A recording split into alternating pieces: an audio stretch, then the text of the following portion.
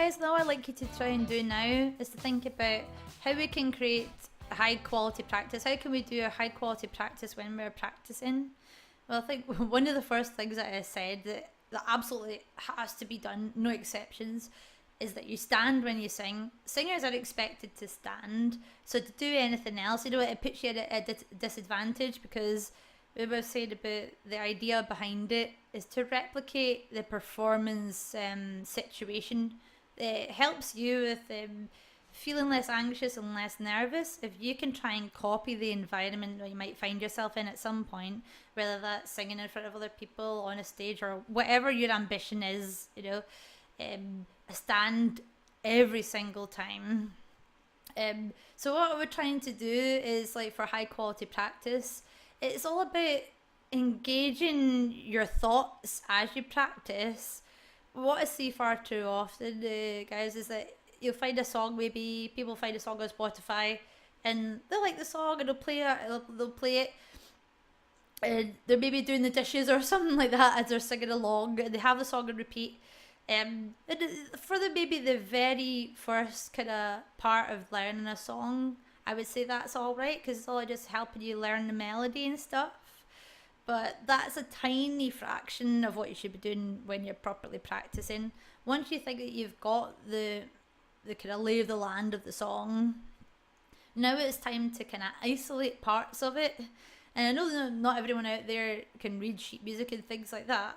But it's good if you can find things where you can sing along with the song and do it like at a slower speed or something. Once you know the melody really well, it becomes easier to work out how to do it really slowly and stuff. So I would say, guys, if you're going to try and isolate your song, what are you looking for? What are you looking out for? Like, first of all, look for difficult words to sing. I think that's something that's kind of often overlooked. Singing in English is difficult. Sometimes singing in Italian is a lot easier than singing in English. And that's because they don't have some of these difficult words that we call diphthongs. Say for instance the word I, that's a diphthong. And diphthong is a word that's got one or more vowels right beside each other. So if I'm saying that really slowly, you can hear it more pronounced. I. You've got an A and an E right beside each other there. Words like that are diphthongs, they're the enemy of the singer. They're difficult to sing. So your approach for, like, finding high quality practice and stuff is to find bits, I would say diphthongs are probably the number one enemy of the singer. So if you've got sheet music or you've got lyrics or something like that, I want you to circle these words. These are the difficult words. So we have to isolate these and we have to practice them slowly. Next things to think of, other difficult words that they're difficult in terms of what it makes your mouth do. Your mouth has to come down to pronounce them. So words that have a W at the front, or have that W sound, I should be more specific, because even say the word number one, that's a W sound, your lips have to come down to make the shape to pronounce the word. Anytime that your lips want to come down and become small, that's when they want to stay there and stay small. And having a small mouth is not good when you're a singer. It makes things a whole lot difficult. So where, when, why, what, the number one, look out for words like that. So other things to look out for as well is these big and difficult intervals.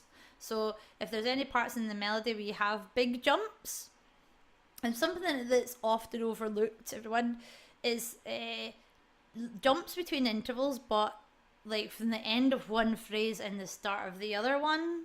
So for instance, it was actually a song that I was practicing today. It's a Lady Antebellum one, and there's a bit where it goes, oh no, it's quite a big jump. And there's even ones that are big higher. There's the one that goes, oh no,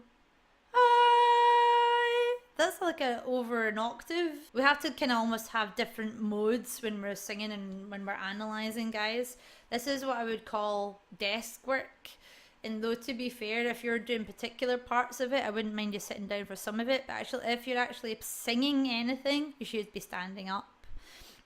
So for desk work, it's important to isolate these different parts of a song, the difficult parts. And for that, sometimes you have to think in different ways. You have to think horizontally and vertically. Horizontally in terms of, what am I doing with my vowels? Is there any difficult words in there that are making it difficult for my vowels to flow easily, whether that's like diphthongs or difficult words or something like that. But we also have to think about what's happening vertically in terms of what we're doing with our notes. So like what's happening is they're big chunks and stuff. If you get too fixated on the horizontal parts of the phrases, then you're going to miss out. Like one phrase is finished and another phrase is started, but it's a lot lower or it's a lot higher. You're going to miss out on that almost, I guess I would call, negative space from the end of the last note of one phrase being low, start of the new phrase being high, and suddenly you don't realize you've got a jump over an octave you need to tackle. So things like that, look out for very big intervals, and have a keen eye out for the end of phrases and the start of a new phrase, because that's sometimes where people often overlook difficult passages. Another thing to look out for, everyone, is to think about your breathing. And now we've established what good breathing is, we need to think about how we're kind of creating a strategy for our breathing. For this, a good example for that actually is that song that I mentioned before, Rolling in the Deep by Adele. Because some people get into the chorus section and sometimes they feel out of breath, like they don't have a chance to take a breath and stuff. Well, sometimes when you sing, it's all about pacing yourself, and you take breaths on parts of the song that you might feel like pretty okay, that you don't necessarily need to feel like you need to take a breath. But what you're doing is actually topping up with air and keeping yourself like relaxed and under control, so you can tackle the difficult bit like at the end of the song, whether that's in the chorus or something like that. So it's developing a strategy to help with your breathing in order to tackle these difficult phrases, because it's a lot more difficult to tackle something when you've got hardly any air than it is if you feel like you've just taken lots of breath earlier on, so you've been topping up. I sometimes say to people, like, imagine if you were going to go on a car journey down across the UK before you head off. That's a good, 400 or 500 miles or something like that. If you saw that your car tank, petrol tank, was almost empty, chances are you're probably going to fill up before you head off on your journey. It's kind of a similar thing that's happening here with the breathing, guys, that you're topping up so that you've got the fuel that you need to tackle these difficult parts. So that's the thing about it. When things are difficult, it takes more concentration and more focus. It's more draining, and if you're singing it, you'll need more air.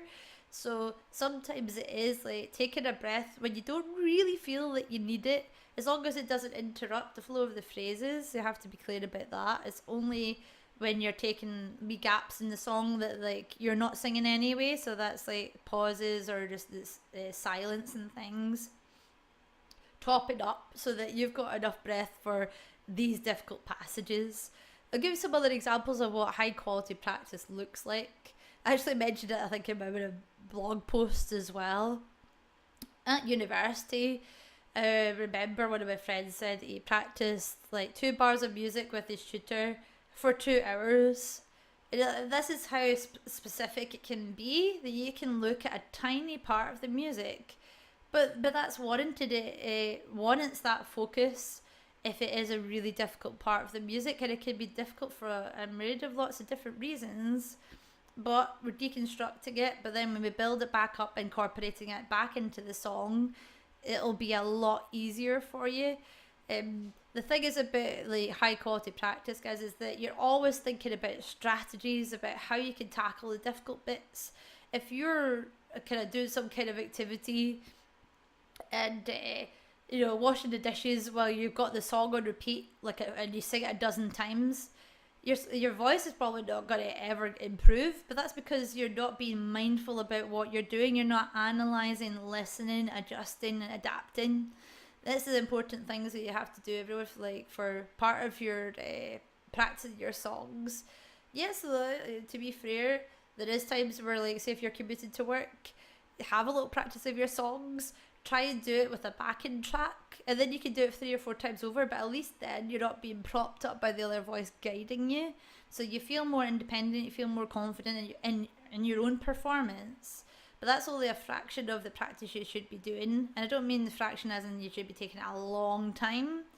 I would call that low quality practice just because you can't really be thinking and analysing that much. What I mean by high quality practice, it could actually be a lot less than what you'd normally do. It could be 20 minutes. 20 minutes of really high quality focused practice is worth more than repeating a song over and over for an hour. So it can save you time. It may take a wee bit of getting used to with being kind of mindful and analytical and quite strategic about what you're doing, but it really pays off dividends when you're trying to learn songs.